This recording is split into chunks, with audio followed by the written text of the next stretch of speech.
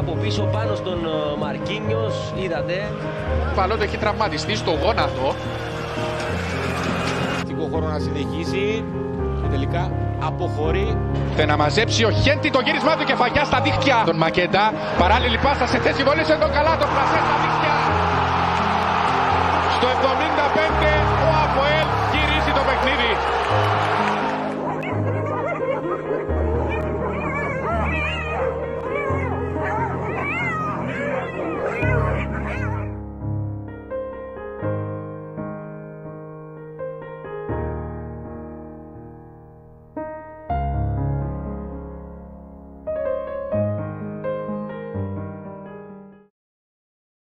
Ο ίδιος ο Παθών στην φάση του πέναλτι αναλαμβάνει ο Μαρκίνιος απέναντι από τον Ιωβάνοβιτς εκτελεί 0-1 το Αποέλ με τη χρυσή αλλαγή του Μιλόγεβιτς.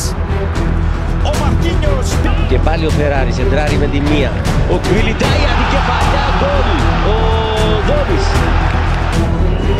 Ο Φεράρι με φορμά κατά μέτωπο και σταματά. Σέντρα στην περιοχή για να δούμε εδώ κεφαλιά. Φανταστική επέμβαση. Ο Μπαμπίκα μπαίνει στην περιοχή. Πλασάρει τον Πέλες Παποκρού. Είχε δεύτερη ευκαιρία. Ο Μπαμπίκα τη θέλει την μπάλα στα δίχτυα. Μετά την Η κεφαλιά στα δίχτυα 1-0 το Αποέλ με Σούσι. Ευκαιρία για τους καλαθοκίτρινους. Θα πατούν στο δοκάρι της Ομόνοιας. Ο Σαρπό μπαίνει στην περιοχή. Το πλασέ. Πάει μπροστά με Ντάλσιο το Αποέλ. Κάνει την κίνηση και τελειώνει την φάση με γκολ. Ντάλσιο, η φάση ξεκίνησε από το λάθος που έκανε ο Λακ. Τον Μίλετιτς έκανε στην αντίθετη γωνιά το τελείωμα νίκη. Τα πεντάρια Μαρκίνιος. Μαρκίνιος θα χώρε για το σουτ 2-0 το Αποέλ. Στρώνει την μπάλα ο Εφρέμ. 2-0 στην βάση. Τέλος στο παιχνίδι περίπου 10 λεπτά πριν το φινάλε. Στο 82. Τούσιτς. Η παγιά του περνά. Φιλιτάει το πλασέ στα δίχτυα. Στο 27 ο Αποέλ ισοφαρίζει με τον Γιώργη Κβιλιτάια.